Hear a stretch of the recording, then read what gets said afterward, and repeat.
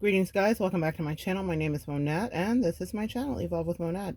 So glad to share some energy with you today. I wanted to talk about something that came up here regarding someone being in a vulnerable state and allowing back energies that you guys already know that you've cut out. You've maybe, whether this, no matter what person it is, let's just call it a low vibration toxic energy, right? You've cut it out. You've identified the issue. Heads up here about someone trying to rehoover you. I've just been getting this message so strong for you guys, and this one is truly not my story. So this is for somebody out here.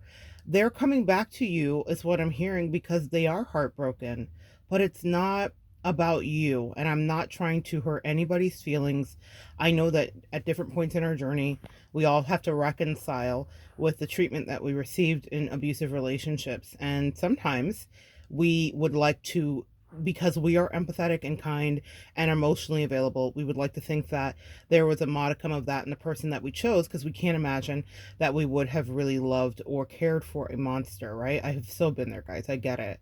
But the truth is that usually, if you're especially in a triangulated situation, you're dealing with a narcissist or a third party, they really did fall for whoever.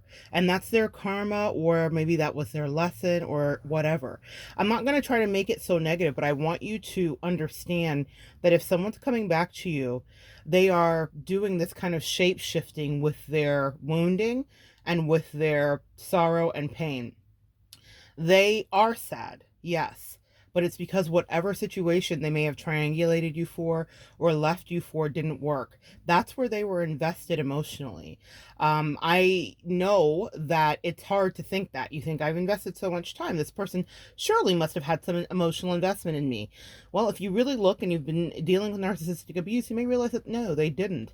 They had no emotional investment with you, because it was very easy to discard or emotionally abandon you. There are many ways that you guys have gone through that we've talked about, various forms of trauma, right? So this is the energy that I want you to understand. Do not be fooled by the energy of crocodile tears, or the energy of someone coming back to you because they think that you will fix their wounds. That's what I 1000% refuse to do in any situation I've had in my life. I've had several. They're not all narcissists, just breakups where someone else was using me to help them transmute energy, because empaths, earth angels, isn't that what we do? So if you're here listening and someone's coming around and they've got a sob story and they may act like it's about you, I miss you, I realize they didn't realize shit. Please listen to my previous video about the narcissist realizing the supply is subpar. That's what they realized. And they realized that their needs weren't met, and you were overfilling them and stroking their ego, excuse me.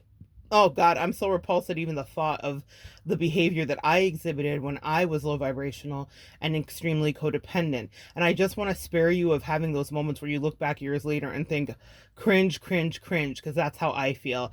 I am so embarrassed of every single thing that happened in my own personal situation, and that's why I'm talking to you, because I don't want you to feel that. Oh my God. Guys, please don't put yourself in that position. You're not going to heal their heartbreak. And I am, the moments when it happens and you feel like you might want to know that they're being duplicitous even in that, meaning they're not coming back just to say, I get it now. No, what they get is that someone else was deeply, deeply insufficient, and also probably played them, hurt their feelings. They were tricking on somebody, maybe spending money, tricking, meaning spending money to attain access for sexual reasons, for whatever their reasons were. And they thought they were like saving maybe prostitutes or the community peen or poom poom, or the town runabout, whatever you want to call it. They felt they were saving someone. They were really impressed with themselves, and what they did was invest a lot. Also, this is something that happened in my situation, so I will say this because it may be relevant for someone here. The person that I dealt with had access to money in a way, like a lump sum. Oh, she got access to money, okay, that I had to kind of remove my energy from. And I had always made sure that I was lovingly generous with her, even when I was dirt broke. When she did, she tricked on, spent money on another person, unabashedly, happily, delightedly. It was nothing she ever did for me, even when she had it. Beyond paltry gifts. Guys, I'm never going to lie and say that we didn't exchange gifts, because we did. The point, though, is it was a far different energy that she had for someone else that was taking from her, and that was not healthy in various ways. I'm not even going to go deep into that. You guys already know my story. But for you, think about that. Some of you guys have had situations where you've watched your man give to another woman when you were like literally holding their back, when they had nothing, or when they were struggling, or when they were in school, or whatever the case may be. We all, if you live long enough, you have that happen, where someone is taking your energy and resources, no matter whether they're financial, emotional, or sexual, and then happily investing into somebody else, while thinking that you are not only an afterthought, that you are just to be fully discarded. And that's why when they come back and they're like, I'm hurt, no, what they want is for you to heal the wounding that the other person caused, because that's who they loved. That's who they were invested with. Hear my voice here. My angels asked me to be Claire Huxtable. Yesterday you got like motivational speaker, don't take their shit, Monette. Today they're like my babies. If any of you guys loved that show, which I will not even say the name because unfortunately it's so attached to, but that's exactly my point. Actually, no, Cosby. I don't know why they had me just go on this meandering thing. My angels are so funny. Cosby had a down woman who's still by his side, who stood by his side. Meanwhile, back at the farm, he was literally, yes, she had a roof over her head, I guess, but that is about it, because she didn't have his loyalty or his allegiance as he happily went through and did what he did. It's YouTube, you know what happened. I can't say it here, but he did what he did to all these women, or he romanced or dated some women too. He actually just cheated on her too. It wasn't just all of these horrible, egregious, acts that he did that were so creepy and ugh. Anyway, the point is, so this Camille, his wife, completely depleted and standing by his side. I'm a stick beside him. But he was a whole monster, actually proven, okay? Even though we loved him. I'm sorry, I don't know why Claire Huxtable came up, but even though we loved him. And that's the same for you. When you're dealing with people with disordered behavior, narcissist, sociopaths, God, he has to be on some level of sociopathy to do that with a straight face and think that it was just fine, it was okay. So that is the energy that you guys are dealing with. And you're giving all of your love and your time and attention to someone who's giving it to somebody else and literally doesn't care about you. And sometimes we get into our heads about it. I know I sure did while I was in the midst of it. And I was like, well, I just, our empath hustle that we do. We don't give up on people. We don't abandon. We're like the Marines. The first one's in, the last one's out. Yeah. We don't abandon people, but you abandon yourself. They abandon you emotionally. It's a big mind trick that they play, that they pretend that they didn't walk away from you and stop investing and stop doing what needed to be done. And then they did it for somebody else. Biggest slap in the face. Fortunately, the way my energy's set up, and fortunately for you guys listening, that's exactly why I'm here, is to teach you about that. I've had it happen in other relationships, but I always immediately pull back my energy as soon as I realize what they need. And usually they will miss you for the rest of their life. But it's not that you do it for that reason. You do it so that you stop being depleted, okay? Anyway, that's the quick message I wanted to give to you guys today. Do not heal their wounds when they come back trying to hoover you and tell you that they love you and they miss you and they so deeply get it and they're so remorseful. They're not. They're heartbroken over another breakup. Do you get it? Whatever that is. I don't know if this message is for just somebody who is dealing with somebody who's recently gone through a breakup. I don't know. Again, not my message. And that's why I've had a moment here as I was like, okay, how am I supposed to channel this for them? And they said somebody's ex has recently gone through a breakup where they fucking got their heart demolished, which is exactly, my loves, what they did to your heart. You get it? You see how the universe just balances stuff. You don't have to wish bad on anybody. It happens naturally. What I don't want you to do is, now that they are demolished and down beneath the earth and they hate their lives and themselves, that you're going to give them anything other than, I'm just going to keep it 100% access denied. Okay, I really was going to say a boot in the face, but I'm not encouraging you to be violent. But I just have no tolerance for stuff like that. Okay, because it's just dishonest. And that is the theme that was going on in the relationship. And then I just want you to play that back.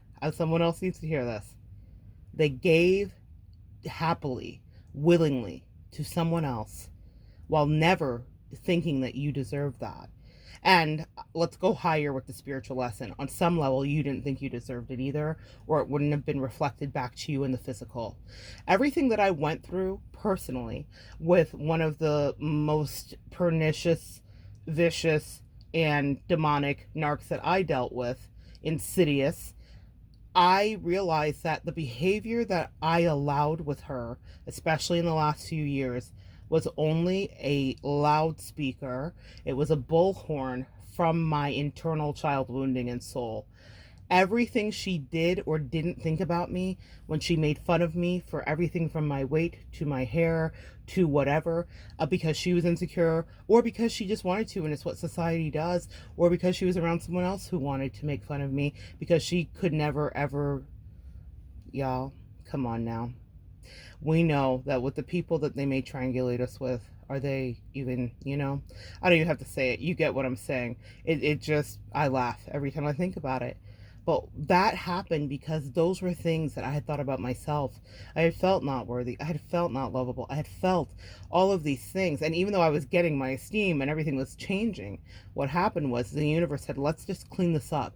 We want you to know exactly what this is when you allow this behavior. So whatever or way that someone treated you was a behavior that was allowed to be shown to you because there was a thought pattern you held that you felt that you deserved this on some level.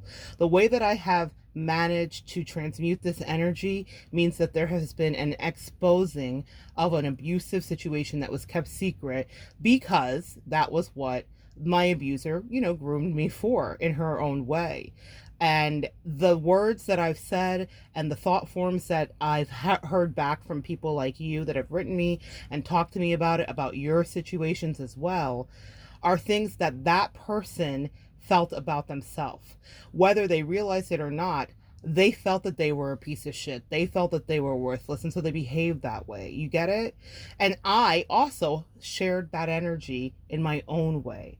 So I was used to people being terrible, and so I accepted terrible behavior until something happened, which was called self-love and a lot of meditation and work. You can move past this, and you do not get weak and take them back. Guys, I so wish I could come into all of your hearts so you could feel how I feel. And it's not warm and mushy. It's like, oh God, what's that movie? Hellraiser. You know the mask that Hellraiser wears? That's how I feel, and I want to protect all of you empaths. Towards the person that tried me, towards the person, can I correct myself, that I allowed and gave permission to try me repeatedly, there is no more tries. There will be no more attempts. That, how he's wearing that his head is filled with like needles and it's essentially this porcupine. I am protecting myself for that person. Nay, nay. They dare not. And I wish I could have that for all of you, that you would know. Do not let anybody come next to you and get under your skin, and do not at all give an ounce of that healing energy to them because of their heartbreak. If it's 808s of heartbreak, I have some channel messages coming up about that with readings. Let it be 808s of heartbreak. That's their shit to clean up. Didn't you clean up your shit on your own? You did. I'm proud of you for it. But learn from all those parts of it. They were giving to someone else happily while kicking you in the face. They also were doing a lot of things that you probably don't even want to get into, and I won't get into in this. And the final thing is that whatever was allowed was on some level something you felt you deserved, or you would not have accepted it. As soon as my self-esteem, whatever happened that I evolved over the last many years, I became more disdainful and resentful. And I thought, what is this? And I thought, I've got to fix this, because most of us have been in multiple relationships like this, right? And that's why we come here on earth, to figure it out. Well, I figured it out, and now I don't want you, if you can help it, to walk through that. Maybe you've already walked through it, but if you're at that point where you're a little weak and you're like, oh, And I don't mean that in a bad way, but you know, we're all weak in the beginning, okay? In the beginning of getting away from an abuser, you will miss them. It's Stockholm syndrome. It is real. But girl, let me tell you, you know what they say regarding the LGBTQIA community, as an encouragement for young folks coming out, it gets better. This is not about you coming out, but for all of us coming out of the closet and admitting that we were abused, coming out of the abuse closet and saying this was a thing that happened. I was emotionally abused or physically or sexually, whatever yours was. It's okay. It gets better. You do not have to go back to that. And don't help them with anything. Help them with nothing, just like they helped you with absolutely nothing. Didn't you give yourself your own closure, sweet empath? Of course you did. Didn't your angels and ancestors assist? Yes. All right. So do yourself a favor and keep the barricade up. Draw up the moat. Do not draw up the bridge over the moat. The alligators are snapping there. They would love to get back in and have you take care of them. Some of them are broke AF. Some of them are impoverished energetically, emotionally. It will show up in all manner and ways of their life. And it is not for you to be their ATM emotionally or financially or sexually. That's what they were using you for. They were making continual withdrawals. And now it's beyond an overdraft. The account's closed. And that's that on that. Love you guys so much. Come back and join me next time, and we will continue to evolve together.